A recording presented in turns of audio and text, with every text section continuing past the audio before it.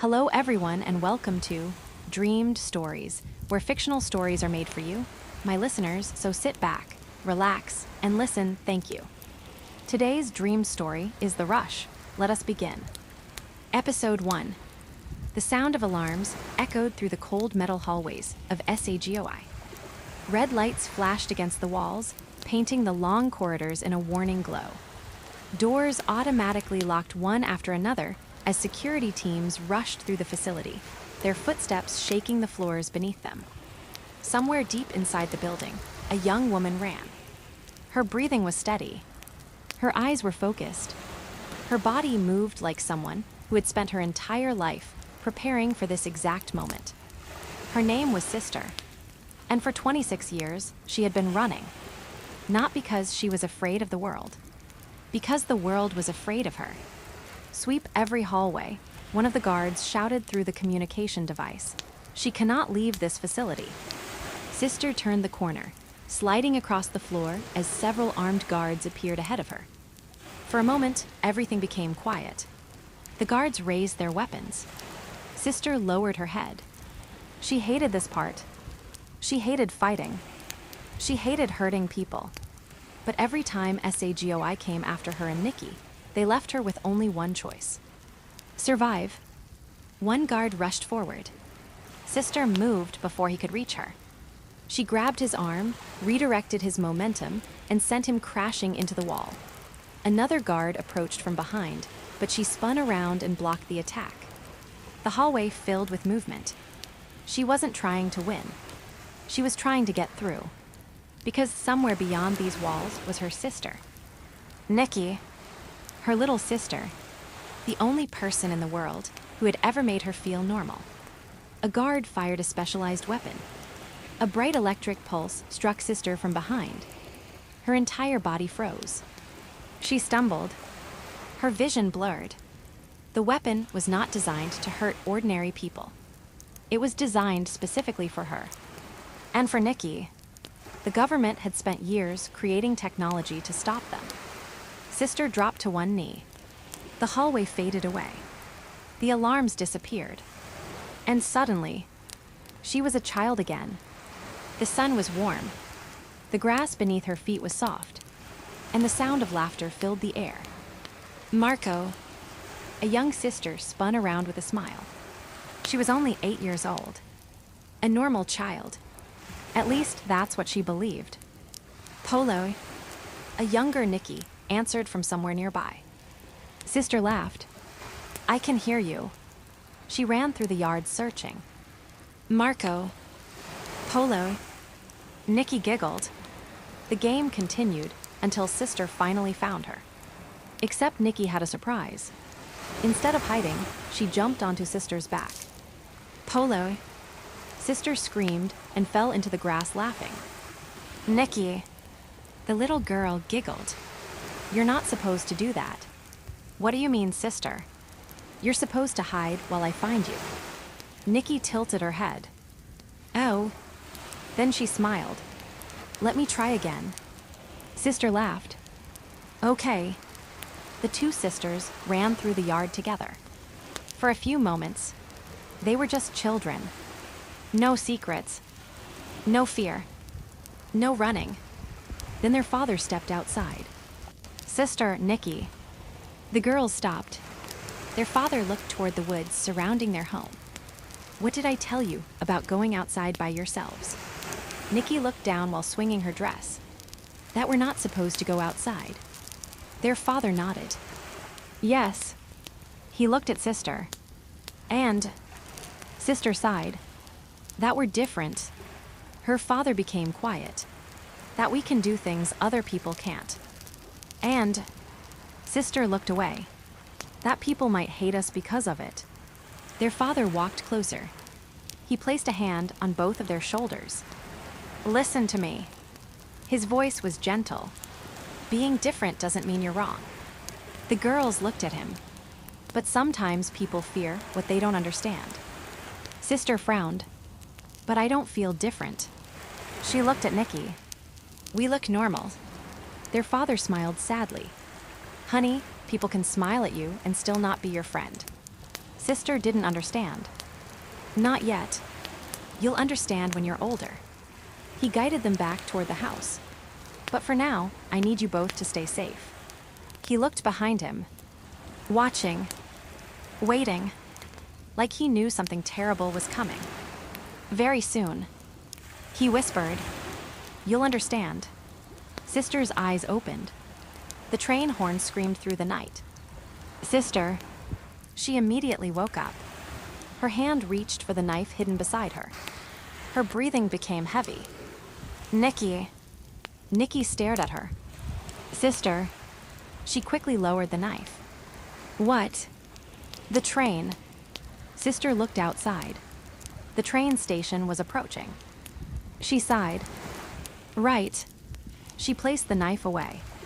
The memory disappeared, but the fear remained. Across from her, Nikki smiled. "I told you that you wouldn't wake up." Sister rolled her eyes. "You were supposed to let me sleep. You were having another nightmare." Sister looked away. She didn't answer, because Nikki was right. The dreams had been getting worse.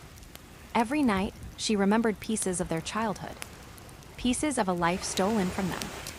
"Get some sleep, Nikki." Sister leaned against the window. "We still have a long way to go." Nikki nodded. "Okay." She closed her eyes, and soon both sisters were asleep. The train moved through the empty countryside. Mountains surrounded the tracks. The world outside was dark and quiet. For the first time in days, they weren't running. They weren't hiding. They weren't fighting. But Sister knew better. Peace never lasted. Not for them. Hours later, Sister woke up to someone knocking. She instantly grabbed her knife. The door opened slightly. A train worker stood there. "Hello." Sister stared. "What?" The worker froze when she saw the knife. I just wanted to tell you it's almost dinner time." Sister looked down, realizing what she had done. She quickly put the knife away. "Sorry." Her voice softened. "I didn't mean to scare you." The worker nodded nervously. "Okay." She started walking away. "Miss." The worker turned. Sister looked embarrassed. "I'm truly sorry." The woman nodded, then quickly left. Nikki opened one eye. "You pulled your knife again." Sister crossed her arms. "I'm protecting us." "I know." Nikki sat up. "But sometimes, I think you forget I'm 24 years old." Sister smiled. "And I'm 26. Nikki rolled her eyes. "That doesn't mean you have to protect me every second." Sister looked at her. "Yes, it does."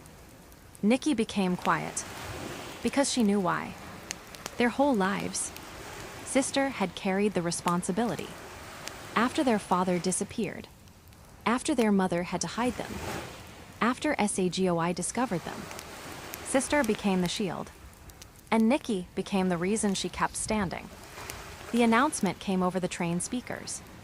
"Thank you for traveling with the Amtrak transportation system. The next stop will be arriving shortly." Sister looked out the window. "That's us." Nikki sat up. "Already. We need to move quickly." They grabbed their bags. The moment they stepped off the train, Sister felt it. That feeling. Someone watching. Someone following. She looked around. Nothing. But she knew. SAGOI never stopped.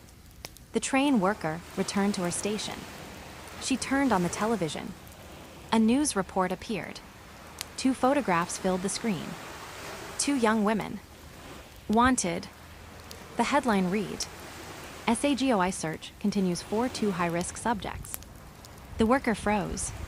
She recognized them. The woman with the knife. She quickly picked up the phone. "Hello?" A SAGOI commander answered. "You better have good news." The worker swallowed. "I think I found them." Silence. "Where?" They got off the train. The commander smiled. "Excellent." The worker hesitated. "But they don't look dangerous." The commander laughed. "You have no idea what they are." Meanwhile, Sister and Nikki climbed into a taxi.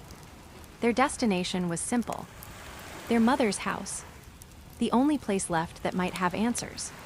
The ride took nearly an hour. Neither sister spoke much. Finally, Nikki whispered, "What if she's not there?" Sister looked at her. "She will be." "You don't know that." Sister looked out the window.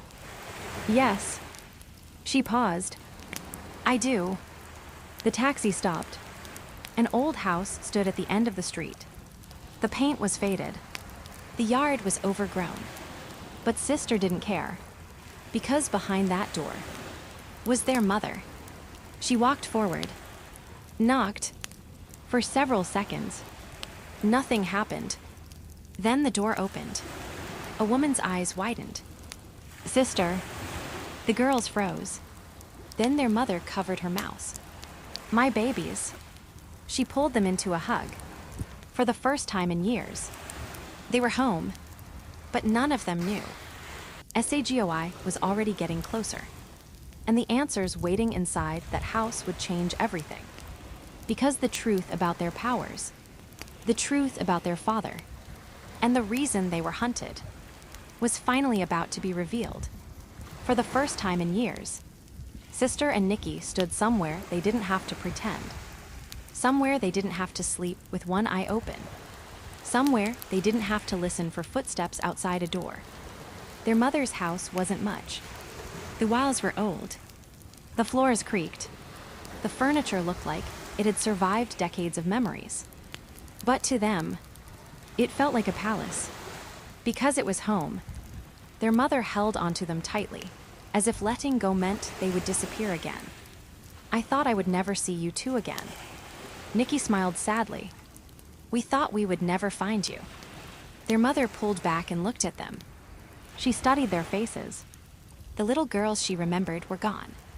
Standing in front of her were two young women who had been forced to grow up too soon. Sister had the same protective eyes she always had, but now they carried exhaustion. Nikki still had her gentle smile, but behind it was years of fear. Their mother touched Sister's cheek. "You look so much like your father." Sister immediately looked away. She didn't like hearing that. Not because she hated him, because she missed him. And missing someone who left was sometimes harder than hating them. "We couldn't call," Sister explained. "We tried." Their mother nodded. "I know." She closed the door behind them. "I know SAGOI has been watching." Sister froze. "You know about them?" Their mother sighed. "Yes." Nikki looked confused. "Mom, how much do you know?" Their mother looked between them. "More than I ever wanted to." The three women sat at the kitchen table. For a moment, nobody spoke. The silence felt heavy, like years of questions were sitting between them. Finally, Nikki broke it. "Why didn't you tell us?" Their mother looked down.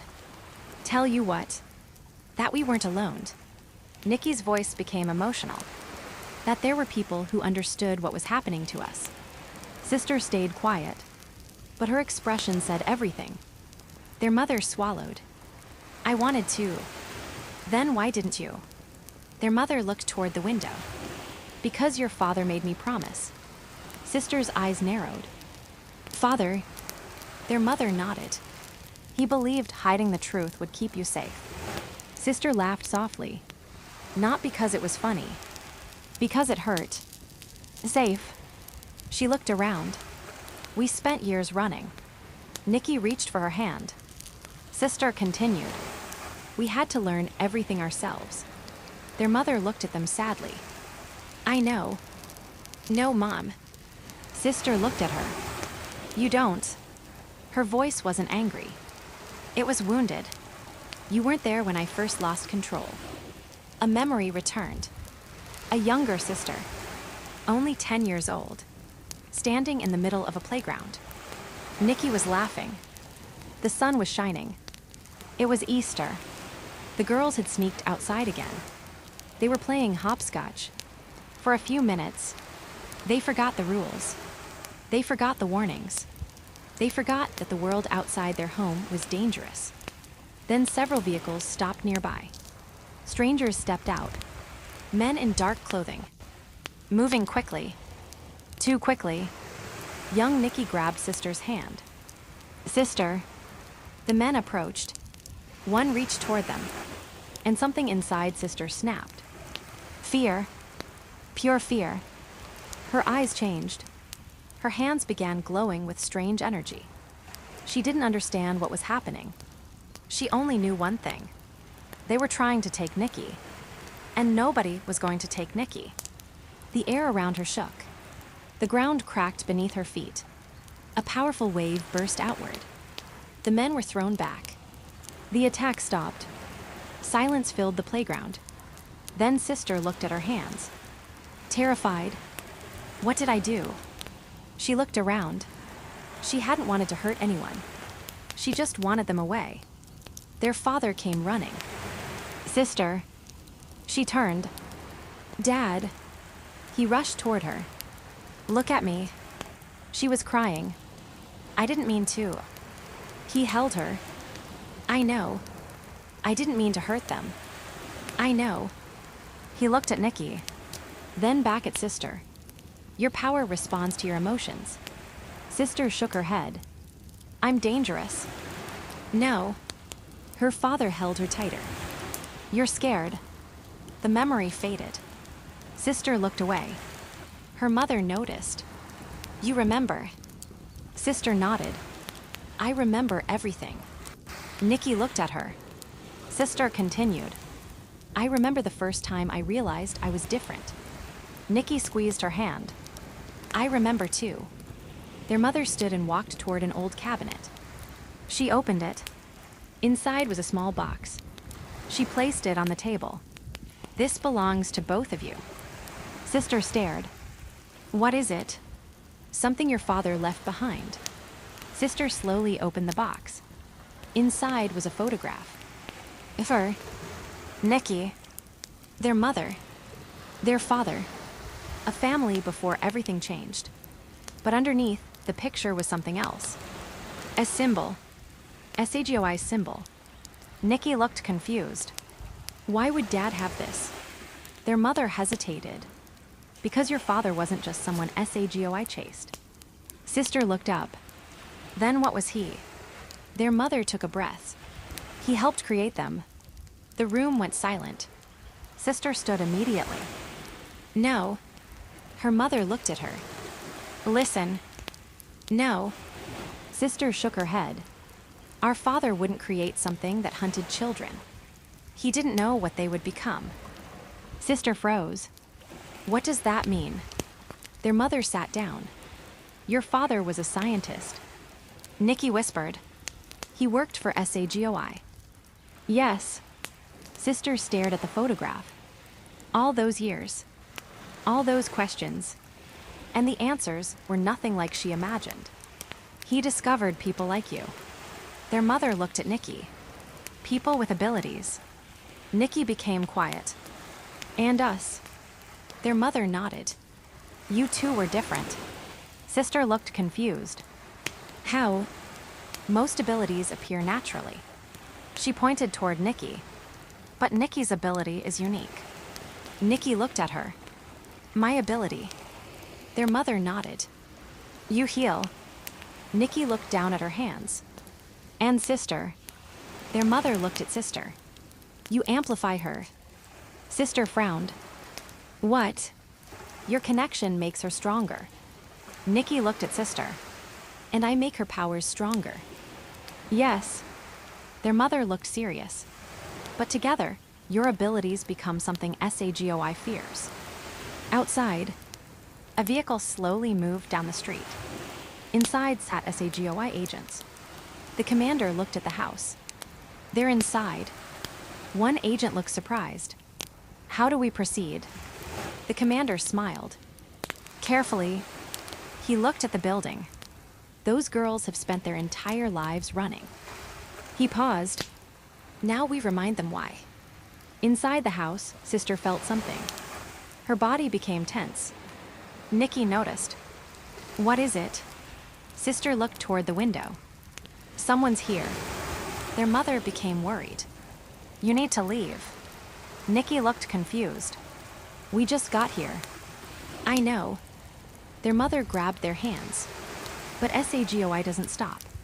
Sister grabbed her bag. Mom. Their mother looked at her. Where is Uncle? The question caught her off guard. Your uncle? Yes. Sister looked determined. You said Dad had someone who could help. Their mother hesitated. He lives on Inka Road. Nikki looked surprised. Uncle, you told us he was dead. Their mother looked away. I lied. The room became quiet. I did it to protect you. Sister's expression hardened. How many other things did we lose because people were trying to protect us? Their mother had no answer. Because she knew. They had lost their childhood, their freedom, their normal lives. And now, they were losing time. A loud sound came from outside. A vehicle door closing. Sister looked through the curtain. Dark figures surrounded the house. Nikki whispered, SAGOI. Their mother grabbed her arm. Go. Sister looked at her. We can't leave you. Their mother smiled sadly. You already came back to me. She touched Sister's face. That was enough. Sister shook her head. No. Their mother pushed the photograph into her hand. Find your uncle. A tear formed in Sister's eye. Mom, protect your sister. Sister nodded. Then she looked at Nikki. I always will. The front door exploded open. The sisters ran, not away from each other. Together, Sister grabbed Nikki's hand. The moment they touched, a strange energy moved between them. Their powers awakened. SAGOI had found them. But this time, they weren't children anymore. This time, they were ready. This concludes episode 1. Thank you so much for listening. If you enjoyed this story, please leave a like, comment, and subscribe to tune back in next week, where more stories and continuations will be added. Remember, every story begins with a dream and grows from an imagination. Dream beautifully, everyone.